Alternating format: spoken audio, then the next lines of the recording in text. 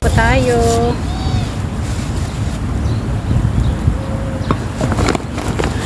Meron akong Ribisco. Meron akong Hansel. Meron akong orange juice. Meron akong panghimagas mamaya na chocolate na cupcake. And meron akong 0 calories na coke. Pero hindi ko alam kung inumin kong mga yan. May mga baon din akong water. So meron akong cucumber and orange.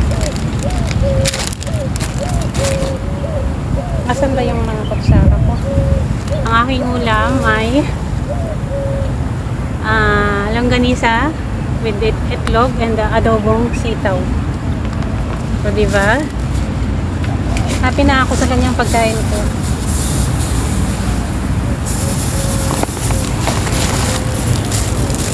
Wala yata akong spoon. Tinidor to. Okay lang. Nasanay ako sa tinidor. Tinidor talaga ang gamit dito sa ibang bansa, hindi kutsara. Ang kutsara is for soup lang. Pero syempre, Pilipina tayo, kaya dapat kutsara sana. Kaso, wala tayo. Kaya na tayo mga kananay. Ganito lang ang buhay ko. Pag wala ako sa mall o wala sa Filipino soup. Nakakaluto kasi ako ng mga papaitan at mga pagkain Pinoy sa bahay. Kaya hindi ko namimiss ang soup, ang Kabayan Market. Namiss ko lang doon pag pag hindi talaga ako nakakapagluto. Thank you, Lord. Matamis ang longganisa, kaya nitlogan ko para may asin ng itlog. Sweet longganisa kasi.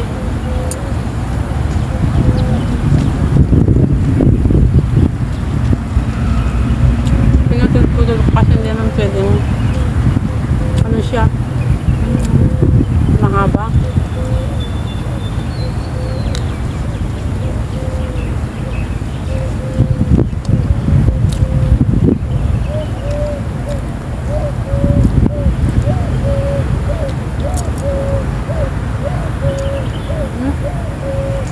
Aking sitaw, the best.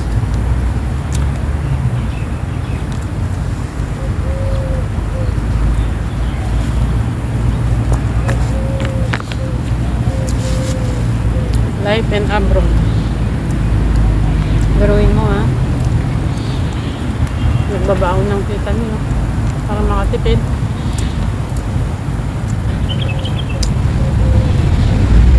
Pag isa kami na pinitis mo talagang lahat. Hindi kailangang magandang kinabukasan ng anak. Private yung dalawang anak ko guys. Mag-pick sa private ha. College. Ano ba ang mutsara?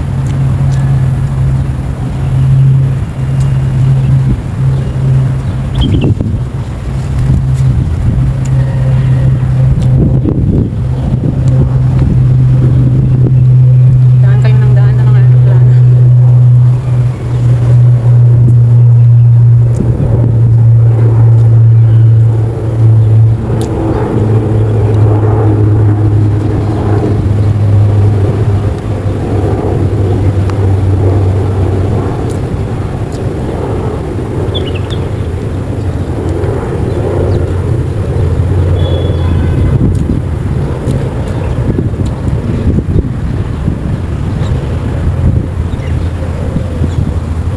Dito ka na. Baka mabutog ako hindi ko paano. Sarap ng adobong sitaw. Sitaw. Akala ko ano. Nagkamali yata si amo ko ng binili impis na beans. Sitaw. Pero ng mga nakapak.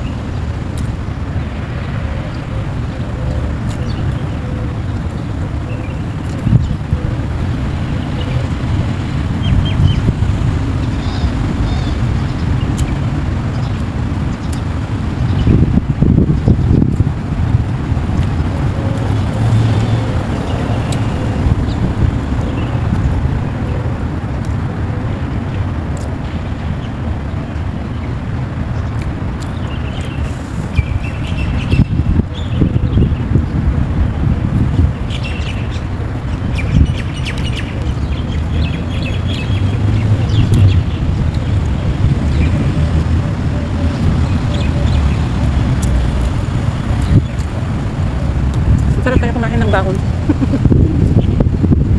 Aminin nyo ha, nung high school kayo, or elementary ha, habang nag-lecture yung teacher nyo, iniisip nyo yung baon nyo. Pritong hotdog lang, excited ka na sa baon mo eh. Or pritong itlog. Di ba mga kananay ng bata tayo?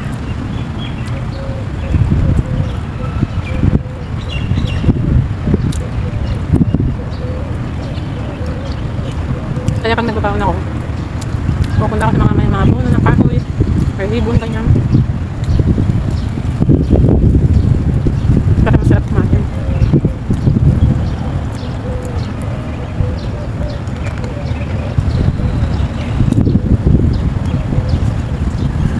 Naalala ko naman, bata pa kami sa bukid ng lolo namin sa Ilocos.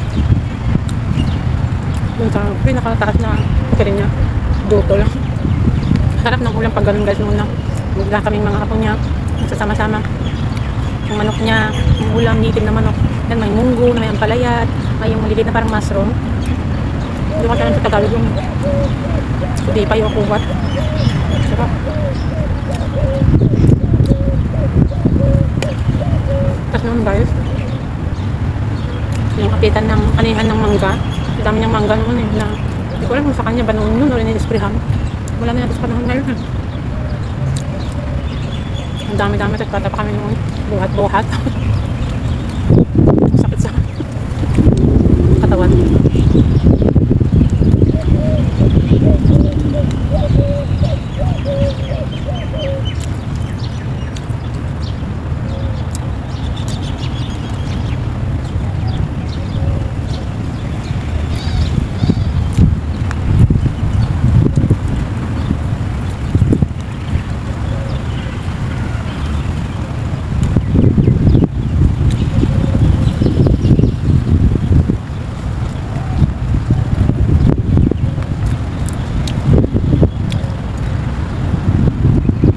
Masarap din yung salad na ano,